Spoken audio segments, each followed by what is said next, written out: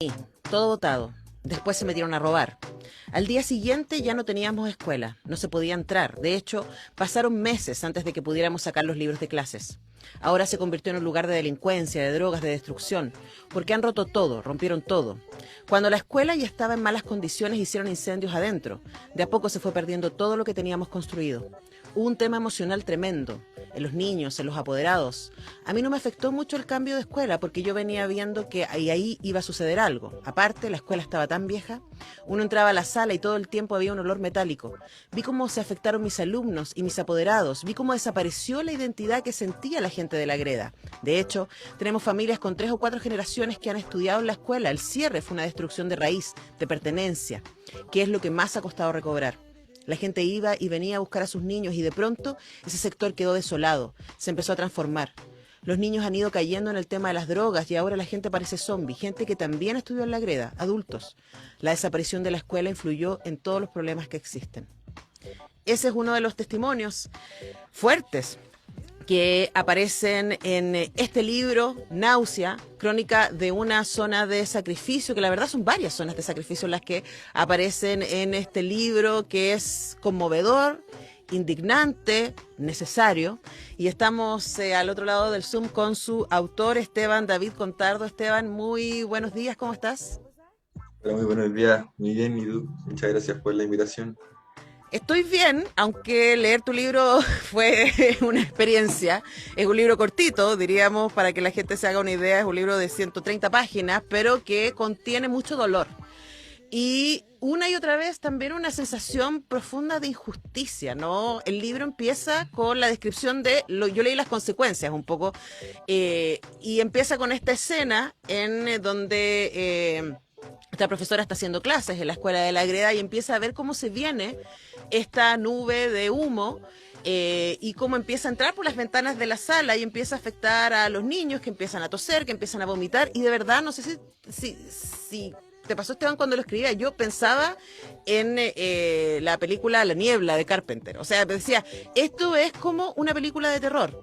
Lo peor es que aquí no hay fuerzas sobrenaturales, aquí no hay monstruos, sí hay villanos y sí hay muchísimas víctimas. Hablemos desde dónde viene tu interés por contar estas historias que están en este libro. Sí, bueno, mi interés surge principalmente, bueno, en el segundo capítulo yo narro un poco la motivación por la que yo voy a esta zona, y es que en el 2018, cuando yo era parte del centro de estudiantes de mi carrera de letras hispánicas, y también pertenecía a una revista que habíamos fundado con unos compañeros, yo, yo fui en octubre del 2018 cuando todavía estaban sucediendo las intoxicaciones masivas de Quintero y Puchuncaví, que duraron desde agosto hasta enero aproximadamente, de 2019. Yo fui el 14-15 de octubre a Quintero. Y también se daba que hace 2 semanas habían encontrado el cuerpo de Alejandro Castro, el activista medioambiental, colgado con los tirantes de su mochila al borde de la vía del metro tren de Valparaíso. Entonces, esto fue en Valparaíso. Y claro, por un lado, esa noticia a mí me caló muy profundo porque la forma en cómo encontraron el cuerpo de Alejandro Castro, y tomando como referencia todos los asesinatos de activistas medioambientales, no solamente en Chile, sobre todo en Latinoamérica y alrededor del mundo, fue muy duro para mí porque sentía que había algo que no estaba bien, y claro, eso junto con las intoxicaciones me motivó a ir a la zona a ver si podíamos ayudar como centro de estudiantes y también tratar de vivir la experiencia y los testimonios que me pudieran contar en ese minuto. Y claro, la experiencia fue muy bonita porque la gente estaba muy empoderada, había una lucha detrás muy fuerte. Y claro, eso quedó ahí. Finalmente no escribí nada en esa oportunidad. Y ya después en 2020, eh, justo cuando empecé un diplomado de no ficción, retomé toda esta experiencia y memoria y comencé a investigar los distintos hechos de eventos de contaminación y claro, ahí me di cuenta que eran innumerables, que yo conocía un cuarto o menos de lo que había pasado en la zona. Y asimismo, la gente que yo conocía a mi alrededor desconocía totalmente lo que había pasado en Quintero Puchuncaví. Y me di cuenta que claro, olvidamos completamente que existen zonas de sacrificio en Chile y ahí surge este objetivo por resguardar la memoria de ambos pueblos. Ahora, justo recién hacíamos una entrevista sobre este libro, Seminarios de la Locura de Jean-Max Jodilla, con su editor, y hablábamos acerca de cómo una de las maneras en que se está creando esta profunda división social tiene que ver con negar la experiencia del otro. Claro. Y eso también ha pasado en las llamadas zonas de sacrificio, ¿no? Y de hecho hay una escena en el libro que tú cuentas en donde tú llegas a donde hay un grupo de mujeres organizadas, ¿cierto? Y que te miran Sí. con sospecha y que tú dices, no, no, si yo no vengo de la tele, ¿no? Yo no vengo de los medios de Santiago. Y quizás probablemente uno de los valores que tiene para mí la lectura de Náuseas fue escuchar, o sea, el ejercicio de escucha que tú haces, de sentarte ahí con muchos de estos activistas, con muchas de estas personas, a levantar sus testimonios. Cuéntanos cómo fue ese proceso de generar confianza para que pudieran contarte lo que ellos han vivido y su presente también, que es tremendamente brutal. Esta cuestión no ha terminado. Yo creo que es muy importante también hacer esa marca, ¿no? Claro, no ha terminado y bueno, en 2018 era mucha la desconfianza que producían los medios tradicionales, porque claro, a pesar de que ellos lo reporteaban a cabalidad, el periodismo o la prensa en los medios es tan rápida que necesita la noticia de un día para otro, entonces la profundidad de cómo se abarcan los hechos muchas veces tienden a ser superficiales y claro, eso a la gente le tiende a afectar un poco y como yo no iba a, como bajo ninguna institución, organización, la gente, claro, se abrió mucho más con respecto a los reporteros de medios, etcétera. Pero, pero claro, también quizá un poco el activismo político del centro de estudiantes también me ayudó un poco a relacionarme de mejor forma con las personas de Quintero Puchuncaví y ya en 2020 claro, cuando le mencioné siempre que iba a hacer un proyecto de libro y todo, las personas se abrieron a contarme sus testimonios desgarradores que claro, hoy día, si bien hay un libro con respecto a lo que pasó, esto sigue pasando, las industrias siguen contaminando, siguen se cerró una de las termoeléctricas del cordón, siguen habiendo cuatro. Entonces, es súper complejo la situación que se está viviendo hoy en día porque no hay todavía soluciones concretas. Las soluciones son a mediano plazo con respecto a las termoeléctricas, cerrarlas al 2025, 2030, 2040. Ujú. Entonces, ahí falta, creo yo, y por lo que me contaban los pobladores de ambas comunidades, faltan medidas concretas para poder superar esta problemática. Bueno, de hecho lo que yo leí, que pertenece al testimonio de Gladys González Cortés, que trabajaba ahí en el Colegio La Greda, da cuenta también de otra área del daño que se ha hecho en estas comunidades, porque quizás lo más llamativo y sin duda, creo yo, lo más grave tiene que ver con la salud y la vida de las personas. Es muy brutal que estemos exponiendo a seres humanos de todas las edades a esta vida, ¿no? Y además tú tienes testimonios del presente, pero también de generaciones y generaciones de personas que terminaron muriendo de cáncer, ¿cierto? Un montón de mujeres que dieron a luz niños con autismo, que es de la zona, ¿cierto? Y que empezaron entonces como a juntarse todos estos síntomas de la contaminación y sus consecuencias en los cuerpos de las personas.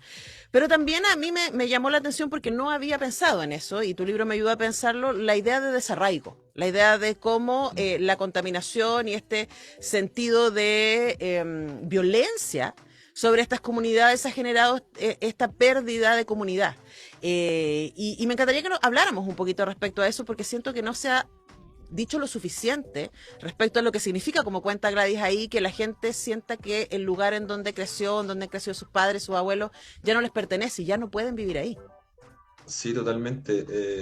Bueno, el ejemplo de la escuela La Greda es muy bueno en ese sentido para generar una referencia bueno, esta escuela se construyó en 1900, las empresas se comenzaron a inaugurar en 1957 recién, y, y eso quiere decir que hay una cantidad de generaciones importantes que pasaron por la escuela de la Greda, que a todo esto está aproximadamente a 600 metros de las termoeléctricas de Aisionet, y claro, eso igual va muy a la par con las medidas que se tomaron, por ejemplo, en 2018, cuando una de las primeras medidas en las intoxicaciones masivas no fue cerrar la industria o paralizarla, sino cerrar las escuelas. Ujú. Entonces, Bueno, ahí ahí queda hay súper una... claro cuáles son las prioridades.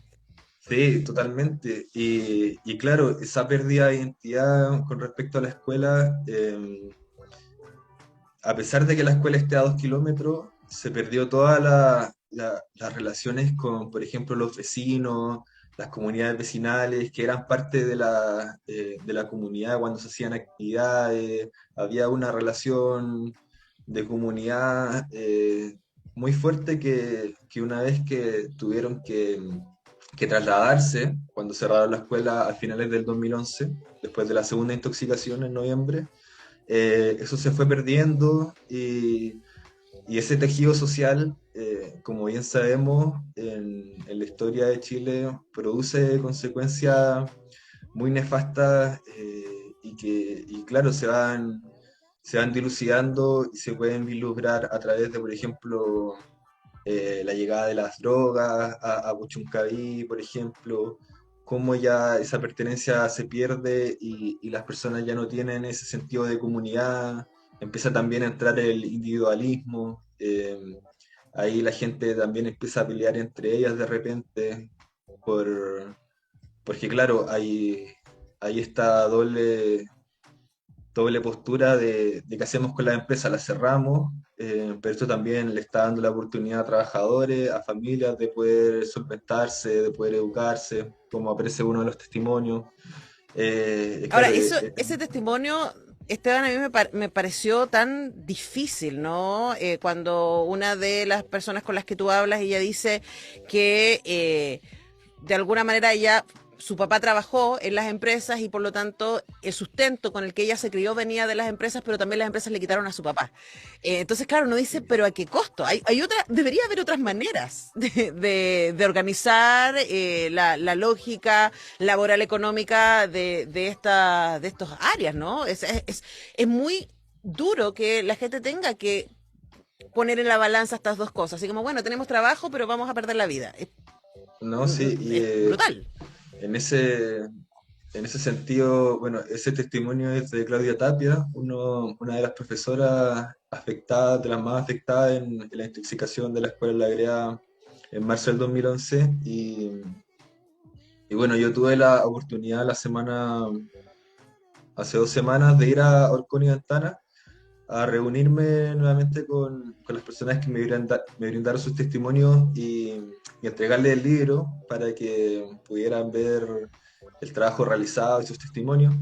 Y bueno, ahí quise entregarle el libro a Claudia Tapia, pero me comuniqué en esa oportunidad a través de Facebook, le hablé y me respondió su hijo y me dijo que Claudia había fallecido hace 4 meses. Y, y claro, yo no me lo esperaba, a pesar de que Claudia tenía cáncer cuando la entrevisté y luchó durante 2, 3 años con la enfermedad. No, aún así no me esperaba que no le pudiera haber entregado el libro. Y Mm.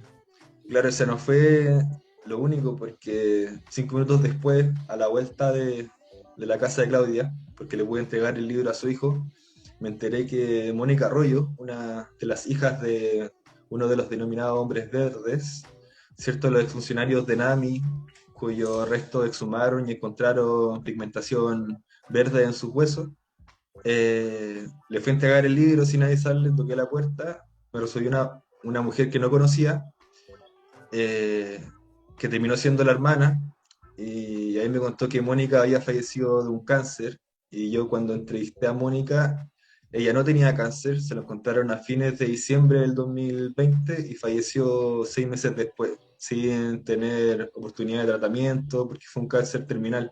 Ujú. Entonces, claro, es sumamente fuerte los testimonios de la gente que se van corroborando o sea, con sus propias muertes al fin y al cabo. Así de duro es lo que se está viviendo allá. Ellos están conscientes de esto, pero claro, el sentido de pertenencia de una u otra forma hace que ellos quieran seguir allá porque tienen sus familias, tienen sus amigos. Y porque Es además no es es muy justo. difícil. Sí, Hay esta sensación, ¿no?, de injusticia, que de hecho por eso se movilizan y por eso se mueven. Bueno, hay un testimonio al final respecto a lo que ha pasado en las movilizaciones, ¿cierto? Y cómo las fuerzas policiales han sido brutales con los manifestantes que están pidiendo algo que tiene de todo sentido, o sea, y además es un derecho humano, vivir en un espacio libre de contaminación, es un derecho sí. humano, el Estado chileno no ha respetado, y cuyo testimonio y cuyas consecuencias siguen existiendo.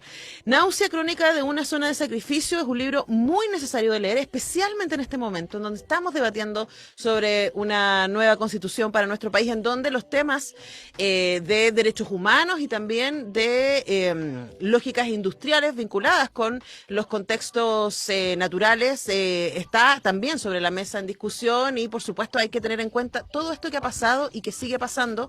Por lo mismo yo les recomiendo muchísimo que lean Náusea crónica de una zona de sacrificio. Hemos conversado con su autor, Esteban David Contardo. El libro está editado por La Pollera, lo encuentran en su página web, lapollera.cl, también en las redes sociales y por supuesto en librerías. Muchas gracias, Esteban, por este tiempo.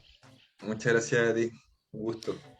Nosotros dejamos ir a Esteban y comenzamos a despedir el programa del día de hoy. Yo voy a volver a las 5 para hacer Radiópolis. Voy a estar conversando con Ramón Esteves de teatro, a propósito de que mañana es el día del teatro, y de verdad es muy loco hacer esto, se los explicito hoy. Es como que en mi cabeza todavía no trabajo bien la idea de que me acaba de contar David, de que dos personas que hablaron aquí ya no están más, y pasamos a lo siguiente. Yo siento que eso es un poco lo que nos ha pasado como sociedad. Es como, bueno, se murió esta gente, chao, y siguen ahí, chao, y nosotros pasamos a lo siguiente. No deberíamos.